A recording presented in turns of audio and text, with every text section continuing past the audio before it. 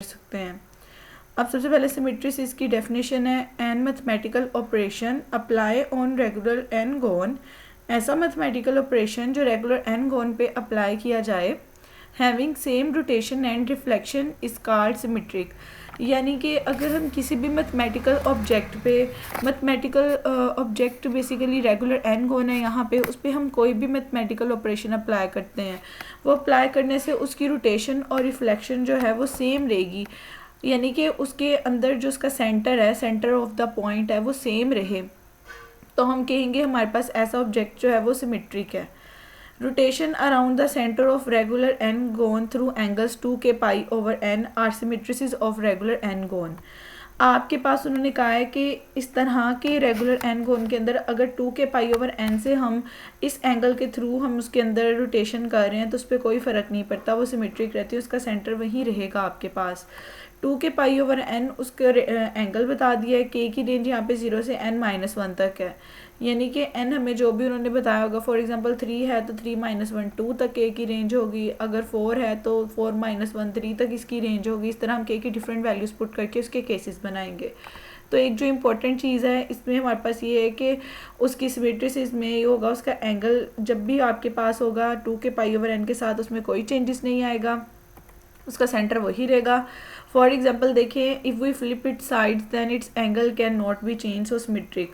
आपके पास अगर कोई भी 3 गोन की मैं बात कर लूँ, n = 3 1 2 3 है, आप उसको रोटेट कर रहे हो, जब आप उसको रोटेट करोगे तो क्या हो जाएगा, 3 1 की जगह पे आ जाएगा, 1 2 की जगह पे आ जाएगा, 2 3 की जगह पे आ जाएगा।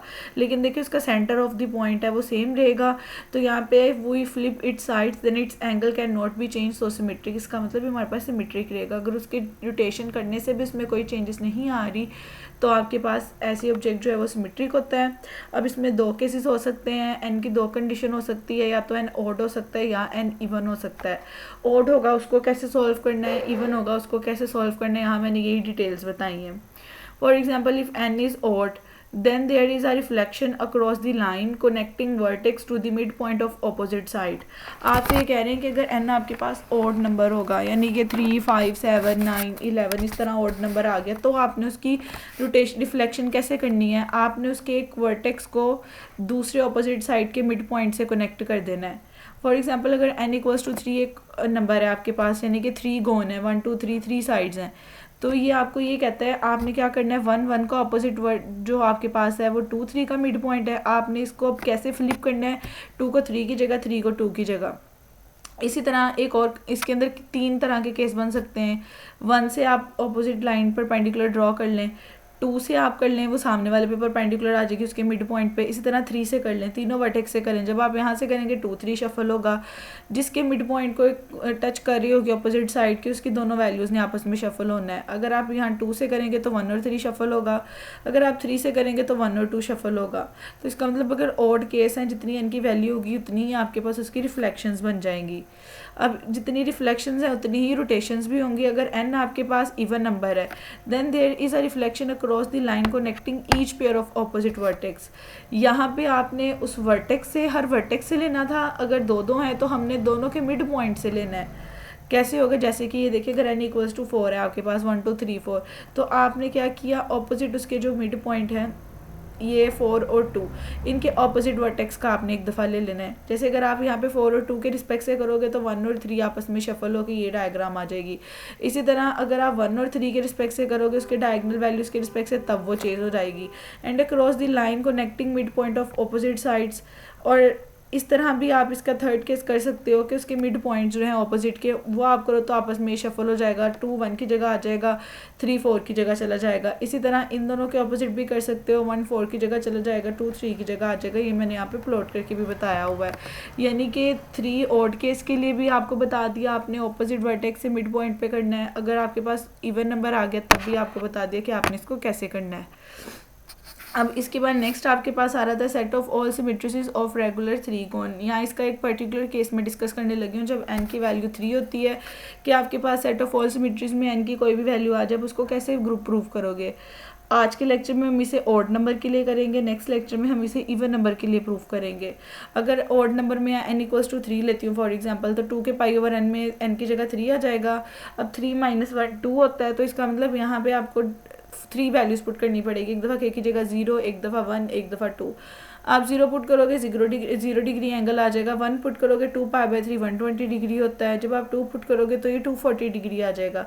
इसका मतलब 3 एंगल से हमारी रोटेशन होगी, 0 डिग्री से, 120 डिग्री से और 240 डिग्री से। जितनी रोटेशंस होंगी उतनी ही रिफ्लेक्शंस होंगी। पहले हम इसकी रोटेशन कैलकुलेट कर लेते हैं कि सेट में किस किस तरह के एलिमेंट्स आएंगे, फिर उसको हम चेक करेंगे क्या वो ग्रुप बनाता है या नहीं बनाता। सबसे पहले तो देखिए 3 साइड्स हैं, ऑड नंबर है तो 1 2 3 कर लिया। अगर तो 0 डिग्री से इसे रोटेट करते हैं तो कोई फ़र्क नहीं पड़ेगा, वही एलिमेंट आपके पास एज इट इज़ रहेगा। इसको नाम हम दे देते हैं R0 का।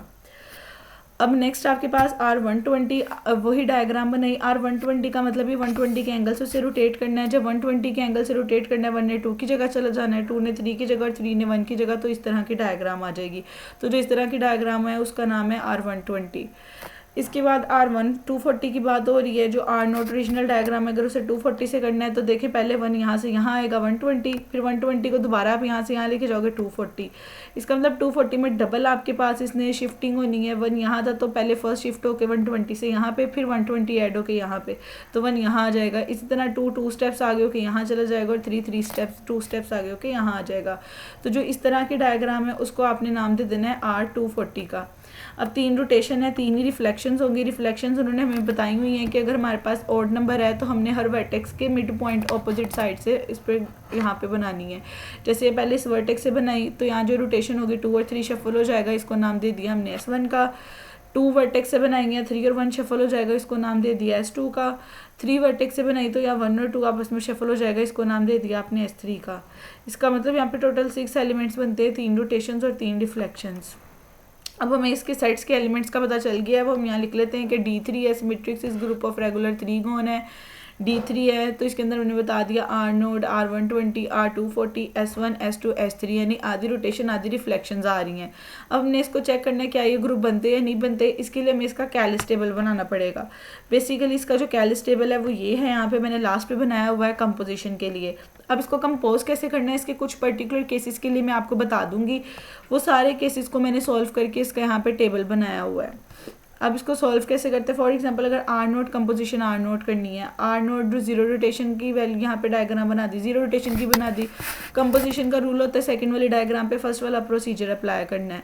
तो सेकंड वाली डायग्राम को अगर मैंने R0 के रिस्पेक्ट से रोटेट करना है, मतलब 0 डिग्री एंगल, उसमें कोई चेंजेस नहीं आएगा, तो R0 कंपोजिशन R0 का आंसर R0 ही आ जाएगा। अगर हमारे पास R0 यहाँ पे कंपोजिशन R120 डिग्री है तो R0 की जगह R0 की डायग्राम बनाई, कंपोजिशन ये R120 की बनाई जिसको हमने R120 नेम दिया था। कंपोजिशन का रूल है सेकंड पे फर्स्ट वाले को अप्लाई करना है, तो सेकंड एज इट इज़ लिखा, उस पर जब फर्स्ट अप्लाई करना है R0 का मतलब है कोई चेंजेस नहीं आनी, तो एज इट इज़ वही डायग्राम आ जाएगी। इसका मतलब टेबल में जहाँ R0 कंपोजिशन R120 था वहाँ R120 आ जाएगा। इसी तरह रैंडमली मैंने उठाया, अगर R120 को 120 से कंपोज करना है तो यहाँ पे भी R120 की वैल्यू, यहाँ पे भी R120 की वैल्यू। कंपोजिशन ये कहती है सेकंड वाली पे फर्स्ट वाला अप्लाई करना है तो सेकंड वाला एज इट इज रहने दें, जब उस पर फर्स्ट अप्लाई करना है R120 कहते हैं उसने अपनी पोजीशन शफल कर लेनी है। 3 ने 1 की जगह आ जाना है, 1 ने 2 की जगह, 2 ने 3 की जगह। तो ये जो डायग्राम है पीछे हमने इसे R240 का नाम दिया तो इसका आंसर आ जाएगा R240। इसी तरह नेक्स्ट भी मैंने बनाई हुई है कि अगर आप S1 को R120 के साथ करो तो S1 डायग्राम ये थी आपके पास। आपने जब इसको करना है R120 के साथ तो बेसिकली देखिए मैंने R120 की डायग्राम बनाई क्योंकि सेकंड पे फर्स्ट अप्लाई करना होता है। R120 की डायग्राम बनाने के बाद उससे आपने S1 करनी है, रिफ्लेक्शन 1 करनी है। रिफ्लेक्शन 1 में ये था कि ऊपर वाले से नीचे वाले वर्टेक्स पे ऑपोजिट गिराना है। जब इससे ऊपर वाले से नीचे वाले पे गिराओगे तो 2 और 1 शफल हो जाएगा, तो इसकी कंपोजिशन का आंसर S2 आ जाएगा। इसी तरह S2 कंपोजिशन S1 करना है, दोनों की डायग्राम्स बना लेनी है। कंपोजिशन का रूल है सेकंड वाले पे फर्स्ट प्रोसीजर अप्लाई करना है। अगर मैं सेकंड वाला देखें उस पर फर्स्ट प्रोसीजर अप्लाई करूँ तो इसका मतलब ये इस तरह की कोई शेप आएगी, और फर्स्ट प्रोसीजर ये कह रहा है 2 और 1 ने आपस में इंटरचेंज हो जाना है, तो ये आपके पास R240 की डायग्राम आ जाएगी। सिमिलरली मैंने एक रेंडमली और केस किया है जिसमें R240 को S3 के साथ करी हूँ। R240 की जगह R240 की डायग्राम बना देनी है, S3 की जगह S3 की बना देनी है। कंपोजिशन का रूल होता है सेकंड वाले पे फर्स्ट ऑपरेशन लगाना है, तो second diagram as it is, उस पर फर्स्ट ऑपरेशन रोटेशन 240 का लगाया। इसका मतलब 2 टाइम उसने शिफ्ट होना है। 2 यहाँ पे था तो यहाँ शिफ्ट होके आ जाएगा, 1 यहाँ पे था 2 टाइम शिफ्ट होके ऊपर चला जाएगा, और 3 यहाँ पे था 2 टाइम शिफ्ट होके नीचे आ जाएगा, तो ये S1 का आंसर है। इस तरह आपने सारी रोटेशन निकालनी है। जब आप निकालेंगे तो आप देखेंगे आपके सामने ऐसा टेबल आ जाएगा। अब भी आप टेबल देखें, इस पर सारी वैल्यू क्लोज हैं, कोई भी सेट से आउटसाइड लाई नहीं कर रहा। तो आप यहाँ पे कहोगे hence from the table we can say that composition is closed. आपकी कंपोजिशन क्लोज्ड है। अगर कंपोजिशन क्लोज्ड है तो इसका मतलब ये बाइनरी ऑपरेशन है। बाइनरी ऑपरेशन है तो मतलब ये अलजेब्राइक स्ट्रक्चर है आपके पास, तो इसकी कोलेयर प्रॉपर्टी होल्ड कर जाएगी। नेक्स्ट प्रॉपर्टी इसके अंदर आ जाती है एसोसिएटिव प्रॉपर्टी। एसोसिएटिव प्रॉपर्टी जो है वो ऑटोमेटिकली होल्ड करती है। इसको S3 का नाम भी दे सकते हैं, D3 का भी दे सकते हैं, दोनों सेम चीज़ें आपके पास होंगी। उसके बाद इसके अंदर आइडेंटिटी एलिमेंट है। आर नोड जो है 0 डिग्री के साथ वो इसकी आइडेंटिटी एलिमेंट है। अगर इन्वर्स निकालें, इन्वर्स का सेम वही प्रोसीजर है, आपने यहाँ टेबल से देखना है। आर नोड में आर नोड का इन्वर्स आर नोड है। R120 में देखें इसका इन्वर्स 240 है। R240 का इन्वर्स R120 है जहाँ आर नोड आ रहा है। S1 में देखें आर नोड यहाँ आ रहा है, S1 का इन्वर्स S1 है। S2 में देखें आर नोड यहाँ आ रहा है, S2 का इन्वर्स S2 है। S3 में देखें आर नोड यहाँ आ रहा है तो S3 का इन्वर्स S3 है। तो देखिए आपने यहाँ सारे के इन्वर्सेस लिखे, सबके इन्वर्सेस एग्जिस्ट कर रहे हैं और टेबल से ही हैं, तो यहाँ से प्रूव हो जाएगा कि set of all symmetries of regular 3 gon is a group under composition. तो स्टूडेंट्स आप लोग आज का लेक्चर सुनिए। अगर आपको किसी भी स्टेप पे कोई प्रॉब्लम आती है आप कमेंट सेक्शन में पूछ सकते हैं। अगर आप मेरे यूट्यूब चैनल पे नए हैं तो मेरे चैनल को ज़रूर सब्सक्राइब करें, मेरी वीडियो को लाइक करें और कमेंट सेक्शन में बताएं आपको इस वीडियो की समझ आई है या नहीं आई।